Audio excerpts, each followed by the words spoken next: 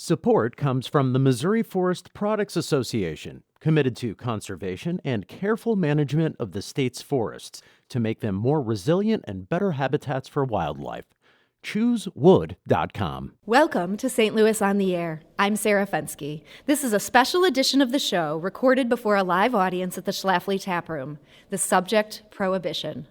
100 years ago, the United States began a big experiment. It banned the sale of alcohol. No longer could you get a cocktail at a bar or a beer at the game. No longer could you buy a bottle of wine, much less a case. The result is not that people stopped drinking. For 13 tumultuous years, bootlegging flourished, and bathtub gin killed thousands, even as organized crime put down deep roots. What could convince a representative democracy that banning alcohol was a smart idea? It's easy to laugh about what happened 100 years ago. Then again, our modern society has spent 50 years and $1 trillion fighting a war on drugs. But perhaps I digress. Joining me today to talk about St. Louis's wild prohibition years is local historian Cameron Collins. He's the author of Lost Treasures of St. Louis, among other titles, and the author of Distilled History, a St. Louis history and drinking blog. So Cameron Collins, welcome to the show. Thank you. And we're joined by Tracy Lauer. She's a corporate archivist and historian at Anheuser-Busch. Tracy, welcome to the show. Thank you. And last but not least, we're joined by Sean Rost. He's an oral historian for the State Historical Society of Missouri and the Missouri Humanities Council. So Sean, welcome to the show. Thank you very much.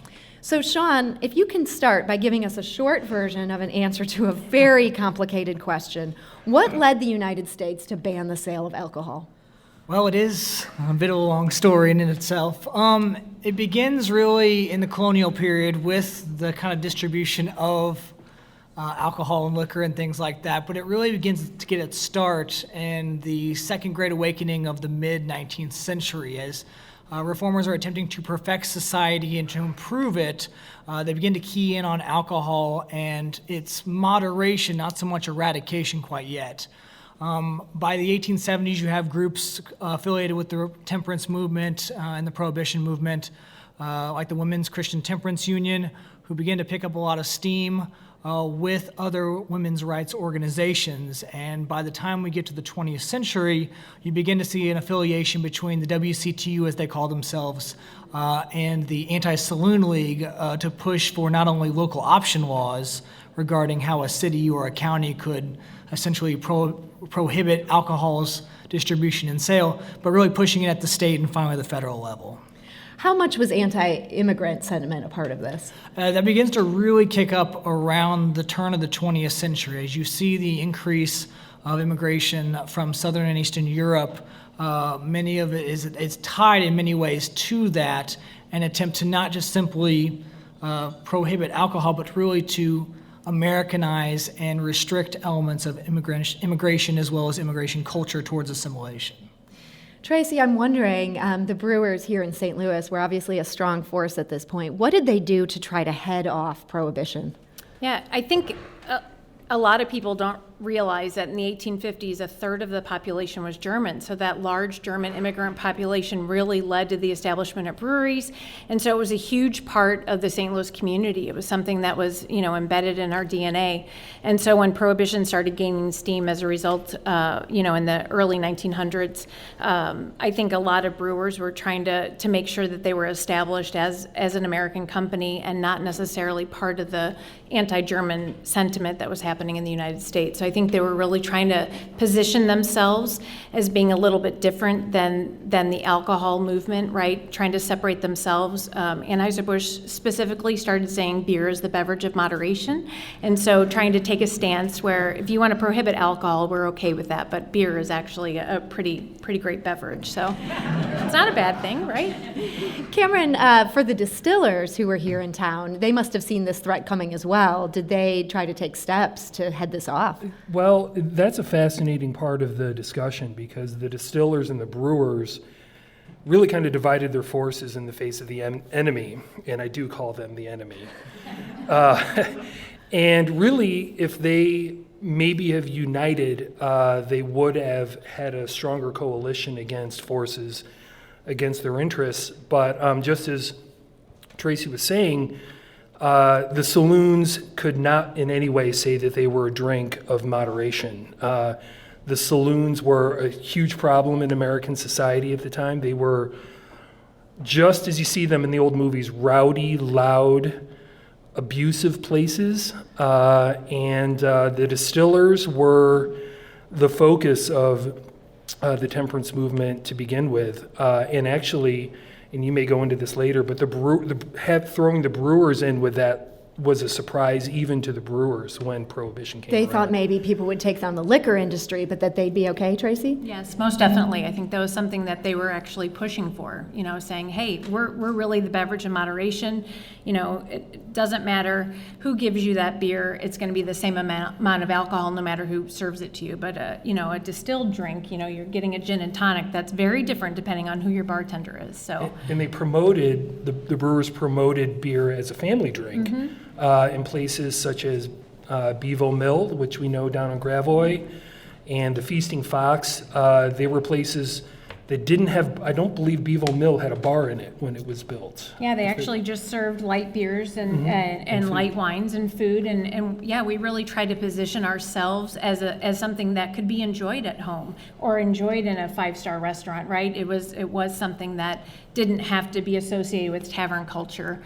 So I think that was something that the brewers really tried to do. And as Cameron said, it really kind of divided the forces where, as if they had united together, it might have helped things a little bit. Now, Sean, one part of this that I found fascinating is that women were really leading the charge to try to ban alcohol, including beer, as it turned out. But in response, the brewers ended up trying to fight women's suffrage, because they thought if women got the vote, that would be disastrous. Tell us a little bit about that effort. Yeah, so in a lot of ways it was assumed that the women's right to vote through universal suffrage would be a kind of united bloc, whereby women would vote all together as a single group on a single issue or issues that they were concerned with. So there was a concern by brewers and distillers that if women get the right to vote, they would all then unite behind Prohibition to enact it. When in reality, of course, we realize as soon as 1920 rolls around and we begin to see women's voting rights, they're going to vote on personal preference, regional, geographic, ethnic, racial issues that are personally connected to them, not so much as the single block as it was assumed. But they sort of took this bet here, and that ended up, I think, making some women angry, where they did end up then opposing the brewers. Cameron, I see you nodding. This backfired for the brewers. I'm a passionate student of this period of American history, and one of the most fascinating aspects is the role of the woman in this.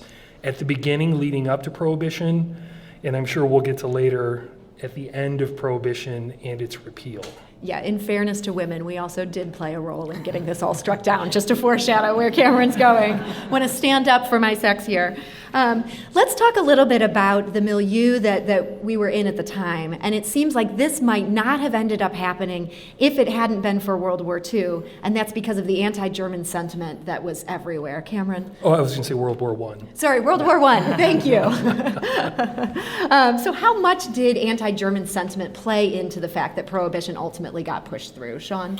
Well, in a lot of ways, there is this concern with World War I about not just simply German identity, German culture, but that there is going to be simply, a lot of Germans are going to be opposed to Prohibition, and that the war effort is going to be attacked, it's going to be hurt by Germans who are simply aligning themselves with Germany versus the United States. So there was an effort in a lot of ways, not just simply to promote Prohibition as a way to, assimilate Germans towards American culture, but really to push back the removal of German language from schools. Publications of newspapers had to be in English and German. The classic stories of, sauerkraut becoming Liberty cabbage and, things like that. It becomes quite a common issue of essentially taking away German culture and proxy by that way with Prohibition as well, to really promote kind of 100% Americanism during World War I.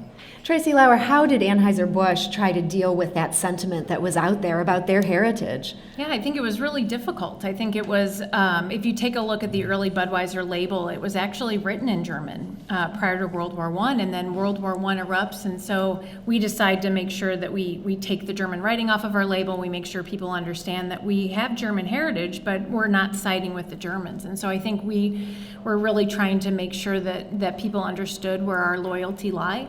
And I think a really interesting point that not a lot of people know about was that there was wartime prohibition, right? So in 1917, we're restricting the amount of grains that can be used in brewing beer. And Tom Schlafly can tell you that when you restrict the amount of grains that are brewed in beer, it doesn't taste the same. So people are really losing that taste for what a real beer should taste like. And so I think that is really what is beginning, the idea of prohibition. And starting as early as 1917, at Anheuser-Busch, you really see sales drop to virtually nothing before Prohibition ever ended, and yeah, that was definitely as a result of that. I'd like to add a quick anecdote that may kind of demonstrate what was going on. Some of the people in the audience may recognize a name named Robert Prager. This happened right here in the St. Louis area in Collinsville, Illinois. A gentleman named Robert Prager, I believe he was a German immigrant, and he kind of spoke about his German heritage. And his co-workers attacked him, draped him in an American flag, and marched him through town, and then lynched him. His assailants were acquitted in 29 minutes. So there's just an example of what the atmosphere was at the time. And that story, Cameron, is shocking because of just how many Germans were living in this area. This man was not even a member of a small minority group. Correct. Do you know what it was that drew the ire of the mob to the point that they acted out that way? In that particular example, I don't. But, it is, when you are fighting a nationality on another continent, tempers flare. That's the best I could say right now. We're talking to author Cameron Collins of the St. Louis history and drinking blog Distilled History, as well as Tracy Lauer, the corporate archivist and historian at Anheuser-Busch, and Sean Rost, an oral historian for the State Historical Society of Missouri. Sean, Prohibition relied on states ratifying these amendments. Was Missouri enthusiastic about doing that? No. In many ways, it is something that takes a very long time, and in fact, Missouri does not come into the Prohibition column as a state until after the 18th Amendment is already essentially ratified by the majority of states that need to ratify it. So over time, it becomes an issue where local option laws, whereby a county or a city can decide to be dry versus wet, begins in the 1880s. And it gains steam. Certainly by 1917, about 96 of Missouri's 114 counties are dry, but of course, places like St. Louis, areas along the German corridor, along the Mississippi River Valley, are still quite wet. So it takes really until 1918 and 1919 for Prohibition to finally become a state-sanctioned amendment. And so when that happened, walk us through how the law worked. Did you have to get rid of your booze, or you just couldn't buy new booze? And if you could keep your booze, why wouldn't you just stockpile all the booze you could possibly buy? Tracy? It was a very interesting law. If you ever have time just to read through the Prohibition Amendment, it's fascinating because they never mention anything about consumption. It's all about production and distribution and transportation of alcohol. And so I think it's fascinating to see how loosely the law was written. They never even define what an intoxicating beverage is, and what's intoxicating to me is not necessarily going to be the same as what's intoxicating to anybody else on the panel, right? And so there were a lot of very loosely written words within the amendment, and it's just fascinating to see how long it took for them to realize, like, oh, we actually need to put some detail behind this very loosely written law. So it's just interesting. So Cameron Collins, for some of the places in town that had been brewing beer and distilling liquor, did they try to get a big stash put together before this became illegal? I don't know if the breweries did. I'm sure they did, maybe some of them. The wealthy certainly did. They stockpiled, as much as they could, and there are examples of people setting up enough supply for decades to come.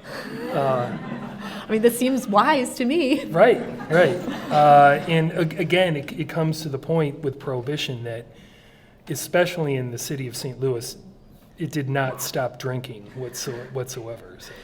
Tracy, what about for Anheuser-Busch? How did they react to? I understand there was sort of like a 1-year period where people knew this was going to go into effect. What did they do during that year to prepare for what was about to go down? Yeah, a lot of people, we had started preparing prior to 1919 because of that wartime prohibition, and our production was really slowing down pretty substantially. We were looking at ways to make sure that we could stay alive during this prohibition time period, so we started converting some of our bottling lines and some of our manufacturing to non-alcoholic products. We were experimenting with non-alcoholic products as early as 1906, and so we were preparing for things that we could produce, in order to stay afloat. There were about 1,500 brewers in the United States prior to Prohibition, and nearly half of them closed their doors and never reopened as a result. So I think that's pretty substantial that Anheuser-Busch said, okay, our choices are to close or to find other products that we can make, and that's ultimately what the company did. And what do we know about how bars reacted to this law coming in?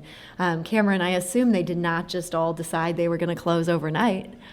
They went underground. They did close, but they closed. The famous term that we all know, speakeasies, became the place where, and a speakeasy could be an underground dungeon with you knock on the door and give the password, or it could have been a table and a couple chairs in somebody's apartment. So people were ready for this moment. They weren't ready.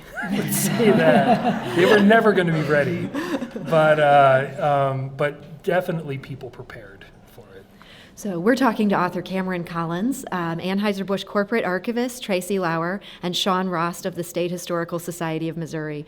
We need to take a quick break. This is St. Louis on the Air on St. Louis Public Radio, 90. Support comes from the Missouri Forest Products Association, committed to conservation and careful management of the state's forests to make them more resilient and better habitats for wildlife. ChooseWood.com. 7 KWMU. Welcome back. We are talking about Prohibition today, and we have a distinguished panel that includes author Cameron Collins of the St. Louis history drinking blog Distilled History. We're also talking to Tracy Lauer of Anheuser-Busch, she's a historian there, and Sean Rost of the State Historical Society of Missouri. And we've been talking about the fact that Prohibition went into effect in 1920. And we know that this became law at that point, but we also know that St. Louis did not stop drinking.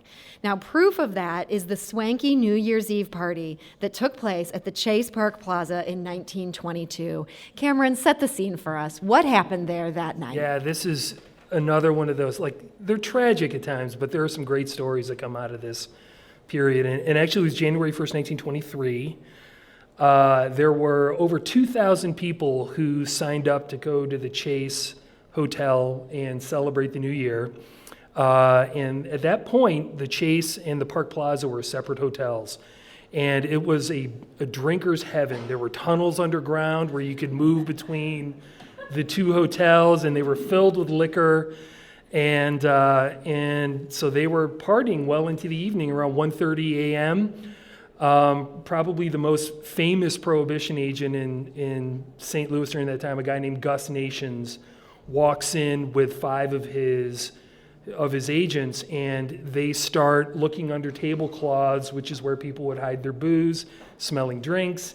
And one of his agents actually lifts the dress of one of the patrons there. She screams. Her escort slugs the cop, and bedlam breaks out. And the 2,200 people in the room had no interest in leaving, and chairs started being thrown, plates and silverware. One of the agents was knocked over, and he fired off his pistol, and it winged 3 of the dancers that were there. And actually, the aftermath is even more fascinating, is that the owner of the hotel contested that it was an illegal search because he didn't have a warrant. And even a former federal judge was on hand who sued Gus Nations on behalf of the 3 dancers. And he actually transferred 2 of his agents out of town to keep them out of harm's way. So. And when you say he transferred his agents out of town, was this considered that this had been a bit of an overreaction by the people who'd broken this party up? I think Gus just had a bone to pick, and he went in on his own, and I don't know the whole rules at that time about busting up a drinking party, but he crossed some of them. He crossed the line, and actually, really, what happened there is if Gus went to a back alley saloon and busted up a still, he would have been fine. But he went to the Chase, where the A-list of St. Louis was getting their drink on, and those people are powerful, and they're not going to let that happen. Sean, I want to talk a little bit more about this Gus O. Nations, because he's such a character. How did this end up impacting his career, this raid at the Chase Park Plaza? Well, he's still quite active in prohibition enforcement in the city after this point, but his reputation takes a bit of a hit going forward. He had made a long career before this with the Women's Christian Temperance Union as part of their essentially youth group. He was a leader in that one, a speaker and a lecturer. At one point, he tried to actually run for Attorney General of the state of Missouri. He doesn't get past the primary stage of that in 1924, but he's involved with another raid on a brewery in 1924, and his brother, his name is Heber Nations, was the state labor commissioner. And in the process of that raid, essentially the entire... And this raid, this was the Grisadek Brewery, Yes, is that correct? Yes, the Grisadek Brewery. Some people may be familiar with that name. Yeah, so essentially what happens is he's involved with the raid, and then it's accused by the brewery officials that his brother Heber Nations was taking bribe money to not enforce prohibition in regards to the brewery. They were making fake beer and then real beer back and forth, trying to hide it. And this goes on well through the rest of the Prohibition era until finally the case is dropped against Heber Nations in 1932, but essentially ruins the Nations family name in a lot of ways in not only St. Louis, but in the state of Missouri.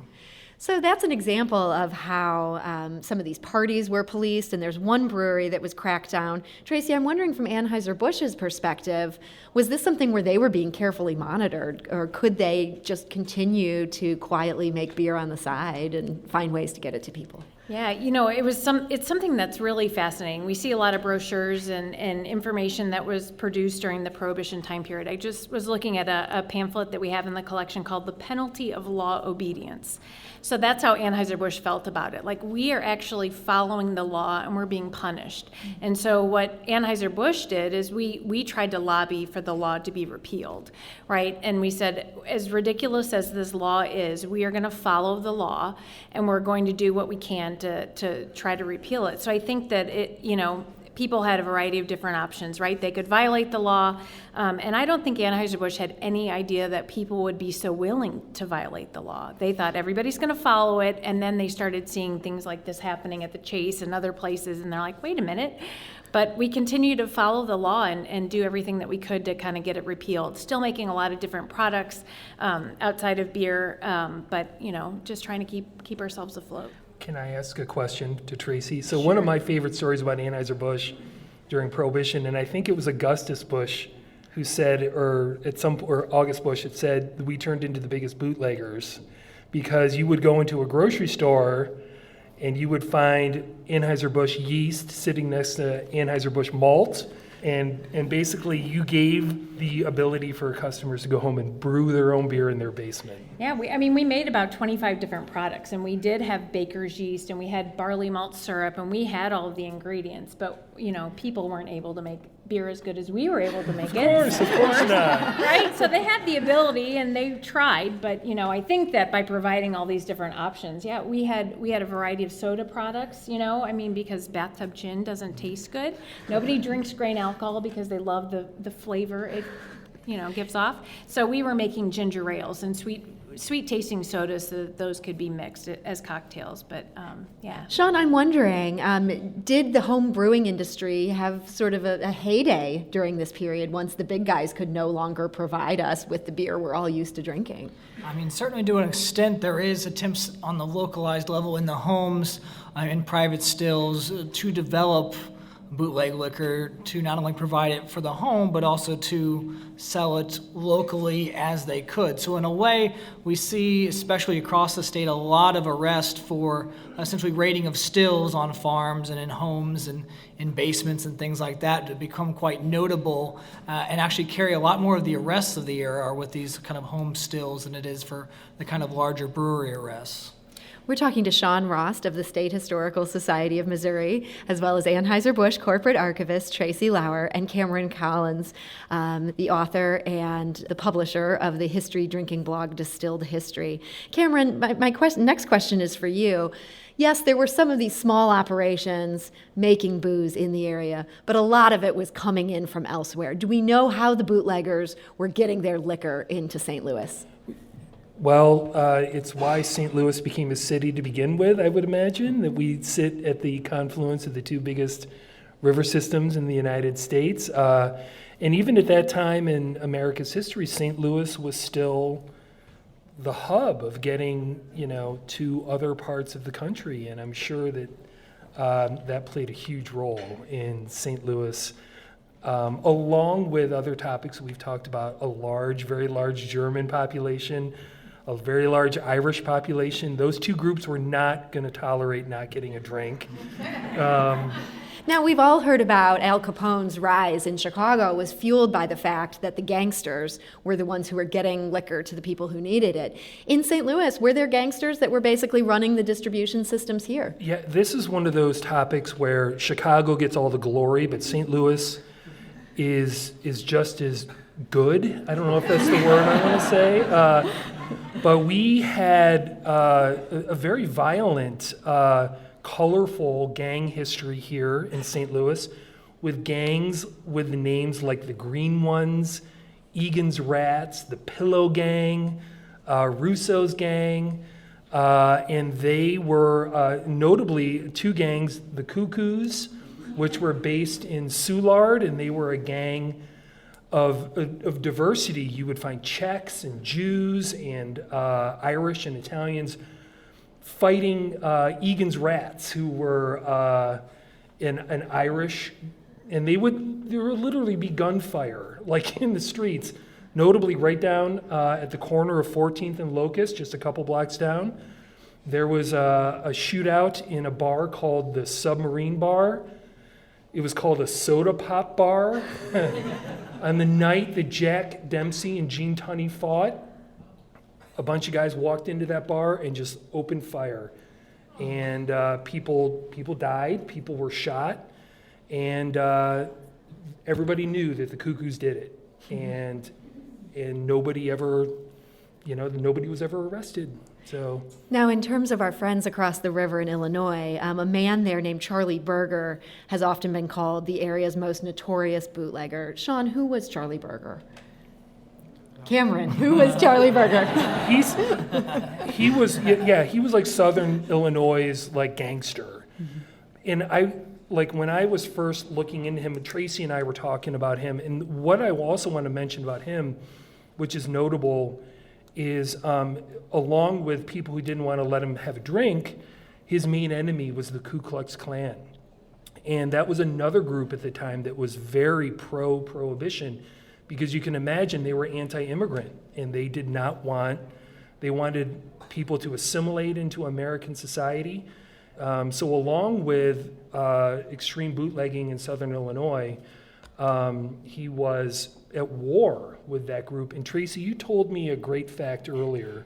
Yeah, I was trying to do some research on him, and he was the last man to publicly be hung in Illinois in 1928 for committing a murder. And he was publicly hanged in the square. And this was in the course of his bootlegging that he ended up taking down a rival gang member or something like this. Yeah. And so you mentioned the Ku Klux Klan. So they were almost an enforcement arm of the state in some parts of rural America. They were there trying to stop people from being able to have their booze. Did this end up being good for their business, so to speak, when alcohol was banned from the land? Cameron, any thoughts on that? I don't know, Sean, I saw you nodding there. I think you may know. So Gus Nations, as we bring up from before, right? His brother Heber was not only state labor commissioner, he was also the head of the Ku Klux Klan in Jefferson City, as well as a very prominent official in the Klan across the state. So in a lot of ways, what gets him in trouble and gets him outed as state labor commissioner later on is simply from the fact that the Klan attaches itself to a lot of local police departments and sheriff's departments to go on these prohibition raids of stills in a lot of localized areas.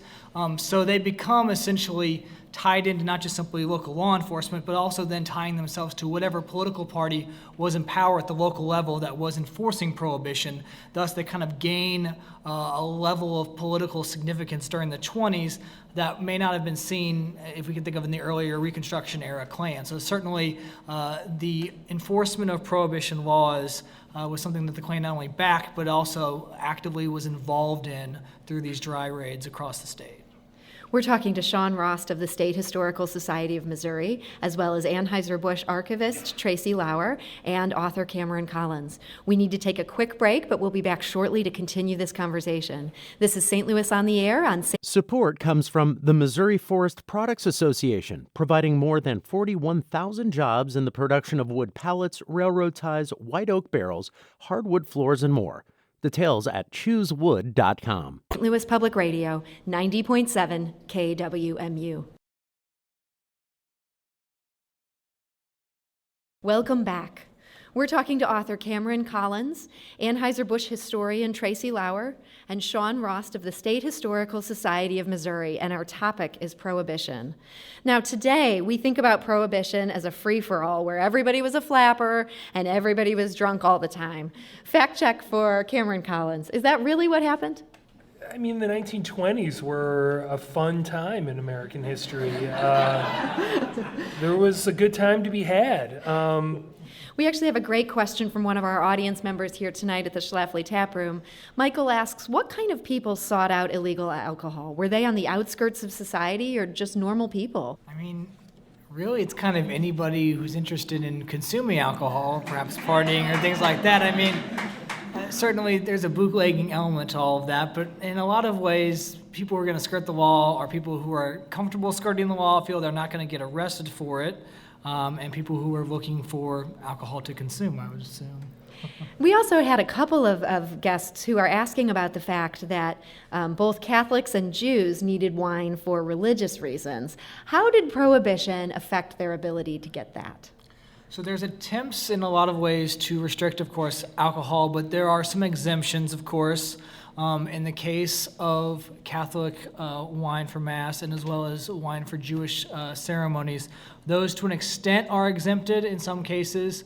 Also, if you are going to a doctor for any sort of malady, your doctor could technically prescribe you alcohol if you had the right situation, of course. That fell within the law. Now, Sean, what kind of situation might qualify one for an alcohol prescription? Any number of them, really. I mean, headaches, any sort of issues. I mean, if the doctor could prescribe it and the law allowed it, you technically could get the alcohol that you needed.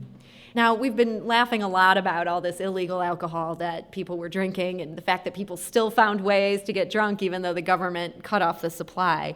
But there's a very dark side of what was happening during Prohibition, and that's the fact that people were dying. And of course, today, people do die from alcohol, but it's usually not because they're drinking contaminated alcohol. It's because we drink too much of it, or we do stupid things after we drink it. But I'm wondering if one of our guests today can speak to this idea of why this quote-unquote bathtub gin was able to kill people.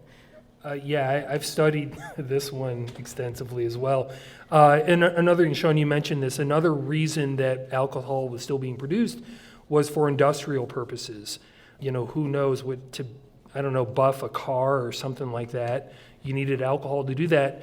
And so people would steal or acquire this, grain alcohol, and to improve the taste of it, they would add flavoring to it. And in reaction to that, the government, to keep people from drinking this stuff, started putting additives in the alcohol like formaldehyde and sulfuric acid. And it didn't stop people. They continued to drink it, and that's where the term blind drunk comes from, because you drink sulfuric acid or formaldehyde, you're literally going blind. I read an estimate somewhere that, it wasn't just 1,000, it was more like 10,000 people may have died from drinking alcohol. And the other reason there is that making bathtub gin was far easier. Basically all you were doing was getting straight alcohol and adding some sort of flavor to it, other than putting up an illegal still, which the dry agents could find quickly by either smell or sight. It's much easier to get your fix through those forms of alcohol. And that leads to a great question that comes from Madeline. She's asking, when Prohibition was starting, did people think it would be permanent? Or was there always a sense that this was going to be a temporary thing? Tracy, I'd love your perspective on that. Yeah, I think Anheuser-Busch did take that perspective of this is not going to last forever. This is a really horrible idea, and I think that's one of the reasons that we stayed open. We decided to do what we could within the law and make products that people could potentially enjoy. None of those products took off like crazy. No, sales weren't through the roof. It was really just basically trying to keep people there and keep our bottling lines up to date. So I think that Anheuser-Busch took the stance, this can't last forever, and really worked to lobby against Prohibition, and try to get repeal to happen. Now, Herbert Hoover was nominally dry. He supported the cause of keeping Prohibition in effect, and he was elected president in 1928, and he was running against a Catholic who was very outspoken about the fact that he wanted to repeal Prohibition. That was Al Smith. And so when Herbert Hoover won, it seemed like a huge setback for the people that were working to repeal Prohibition, and yet it wasn't. It didn't turn out that way. Sean, what finally led to repeal? Well, in a lot of ways, repeal comes about for reasons, simply put, related to the Great Depression. You can think of the Depression in and of itself with the stock market crash, but there's an agricultural depression happening earlier in the 20s. So when you have farmers who are making the products that could make alcohol who cannot make them, that hurts their ability really to make money and things like that. Additionally, the issue of the sale and manufacture of alcohol, that can be taxed by the government. So in a time when you need revenue to support government programs to kind of help fund roads and things like that, the ability to tax something was quite lucrative. And in a lot of ways, this is something that brings about the changing of the guard in which a lot of people begin to turn in favor of it. And finally, the people who thought that they had finally done it, that they had passed Prohibition and that it would last, some people assumed it would last forever. The law breaking, the police looking the other way regarding, breweries making beer and bathtub gin and things like that, and the crime wave that's going on. A lot of that begins to kind of breaks people's psyche in the sense that this is a successful law, and to the point by the 30s, the majority of people are turning against it. And Cameron, you and I had earlier been joking about the fact that, yes, women did bear a lot of responsibility for pushing temperance and pushing Prohibition into law, but there was also one woman who's profiled extensively in a book we've both read, who was really one of the key figures in getting it repealed. Mm-hmm. Let's give her a little credit here. Pauline Sabine. She was, I believe, the first woman to be a member of the National Republican Committee, something like it. But anyway, she is covered extensively in a book by Daniel Okrent. And really, she kind of got fed up. She was a pro-prohibition, but then, just like much of the country, she started to see where it wasn't working. And she became very upset with the Women's Christian Temperance Union taking this claim that they spoke for every woman in the country. And suddenly, she led the charge to a shift where women started to become pro-repeal, and she was a key figure in that. A socialite woman transformed our fortunes. We're talking to Cameron Collins, who's an author and runs the Distilled History blog. We're also talking to Anheuser-Busch historian Tracy Lauer and Sean Rost of the State Historical Society of Missouri. And we have a lot of great stories about things that happened in St. Louis during Prohibition that we're going to try to get to, and a lot of good questions. But I do want to get to this happy moment here, and this is what happened in St. Louis on the day of repeal. Tracy. It was such a happy day. We can all just clap for that. Well, we knew that Prohibition was going to come to an end, and in Missouri specifically, we approached the state of Missouri. Anheuser-Busch approached the state of Missouri and asked if we could brew beer as we had done days prior to Prohibition, and then we could make it available. So on April 7th, that's the day when beer actually became available, and that was much before the full repeal of Prohibition, which was in December. So at Anheuser-Busch, there were 20,000 people that gathered outside of our bottling facility, just a small crowd, and we were able to start shipping, Budweiser out 1 minute after midnight that evening, and people were so excited. August Jr. was there. He addressed the nation on KMOX and really advocated for the full repeal, but was really excited that we were able to produce our primary product. And for Anheuser-Busch, this is the time when we introduced the Clydesdales. So the Clydesdales, which is, good. So that also happened in April, so it was a symbolic gesture. The head of the company was August Sr., his two sons worked for the company at the time, and they gave their dad an antique beer wagon and a 6-horse Clydesdale hitch, and they said, remember the good old days? Remember the 1800s when we used to have to deliver our beer with horses and wagons? We want to get back to those good old days. And so that, of course, the Clydesdale hitch went to Washington, D.C. and delivered that first case of post-Prohibition Budweiser to the president. And another hitch actually went and visited the former governor, Al Smith, and gave him a case of Budweiser because he deserved it as well.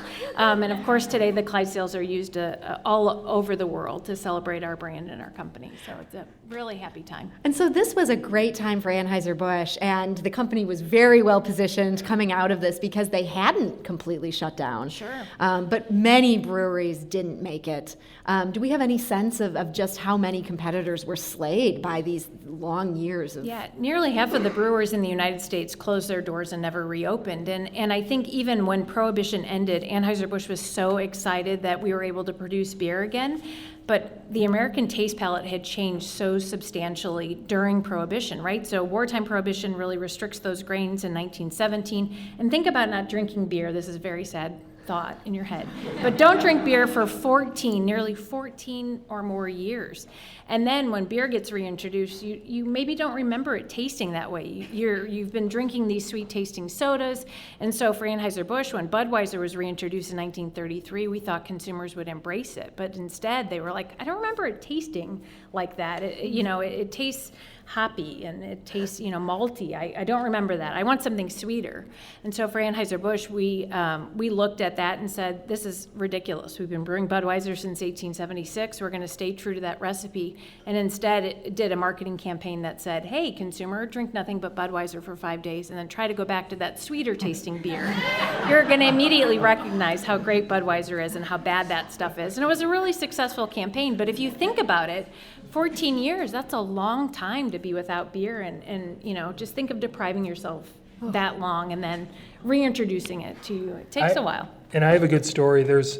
I believe there were 8 breweries that tried to reopen after Prohibition, and most of them shut down right away. And there's a good story. I think the name of the brewery was Scholl Kolkschneider, I believe. Does that sound familiar? Yeah, that sounds familiar. They were up in North City, and basically when Prohibition was repealed, all of these people came out of the woodwork to open up these breweries again that had been sitting dormant for 13 years. Well, they decided to just start brewing again after their fermentation tanks had been sitting in water for 13 years. And I read a quote at one point where somebody said that the best tasting beer in St. Louis before Prohibition was Green Tree's Buck Beer, and the worst tasting beer after Prohibition was Green Tree's Buck Beer. So like some of them, unlike Budweiser, and that was probably part of their success, was you kept your act together while Prohibition was going on, where these other places just, they let their equipment fail and they started producing very poor quality beer, and people didn't like it. And one of the things I've read as well is that this didn't just sort of change our taste for beer, it actually changed Americans' drinking habits. In one way, people did end up drinking less after Prohibition than they had before Prohibition. It also led to changes about how women drank. Cameron, are you comfortable speaking to that? Yeah, before Prohibition, you would not find a woman, it was very rare to find a woman drinking in public. Oh. And Prohibition brought, you to drink, you had to go to a party or whatever, and it became part of the culture. So I'm very grateful for Prohibition because it brought in a whole other half of the population, and they make the party a hell of a lot more fun. We did have a couple of good questions from the audience related to Lemp Brewery, and I don't want to put our guests on the spot, but I'm hoping somebody might have an answer for these. Did AB and Lemp have a friendly rivalry or a tumultuous relationship? And this is from Jeff Best. He asked, and did they join together during Prohibition?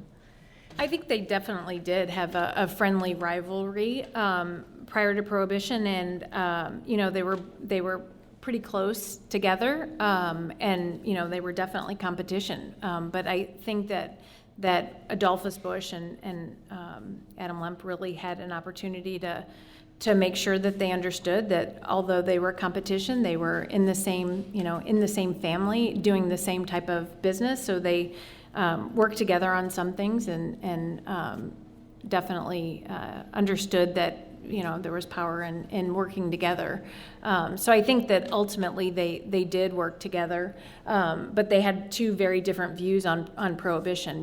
They closed their doors and never reopened. Anheuser-Busch decided to kind of make their way through the Prohibition time period. So I think that's where the two divided. That is why Lemp closed. Mm-hmm, and did they try to get it restarted after the fact? Cameron? No, Lemp sold Falstaff, his flagship brand, to a guy named Papa Joe Grzyzek, who launched the brand again during Prohibition. He sold hams, if I remember. Like while Anheuser-Busch sold malt nutrine, they sold hams, and Falstaff became a completely separate company. And then, of course, William Lemp committed suicide, unfortunately.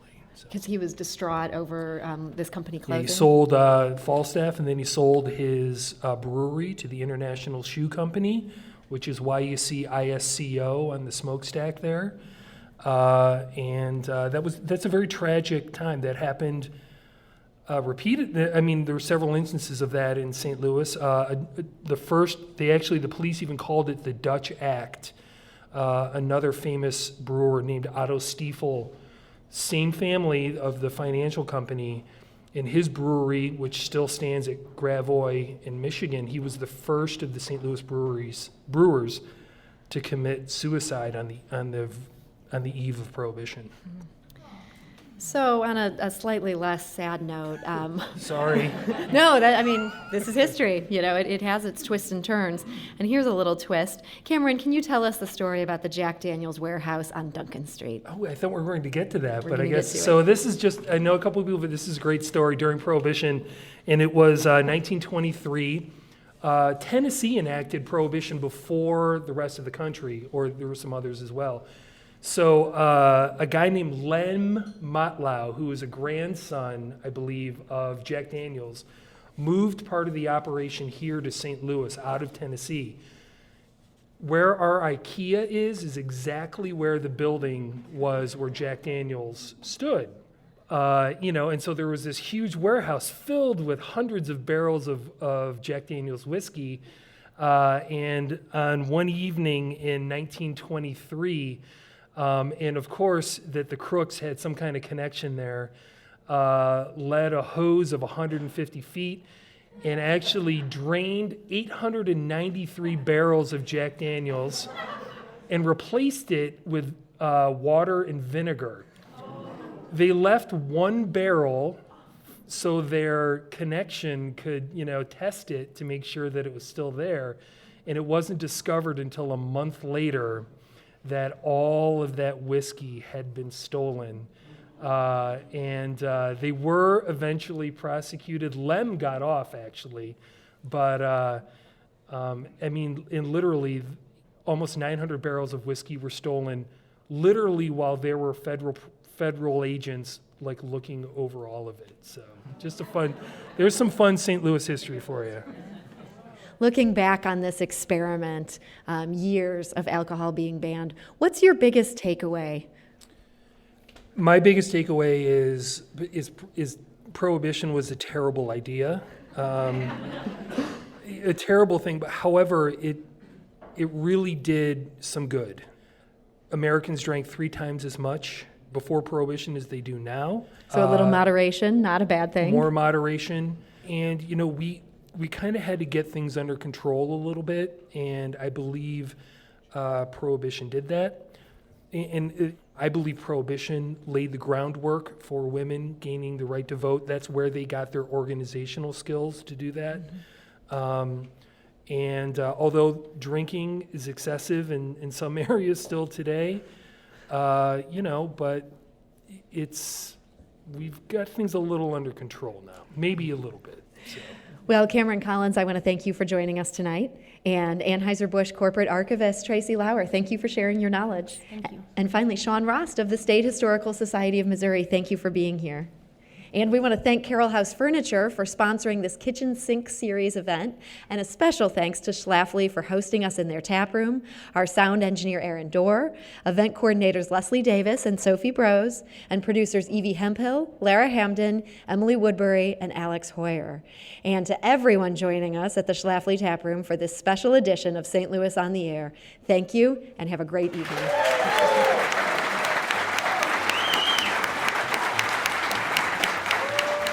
Monday on St. Louis on the Air, we'll talk to the man who visited just about every one of the 190 churches in the St. Louis Archdiocese all in 1 year.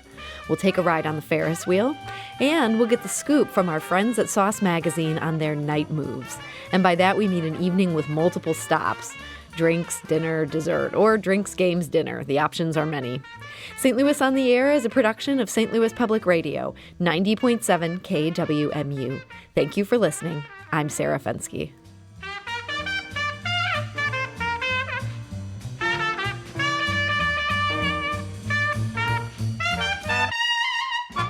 Support comes from the Missouri Forest Products Association. Missouri produces wood pallets, railroad ties, white oak barrels, hardwood floors, and more. Details on the variety of products made in the state are at choosewood.com.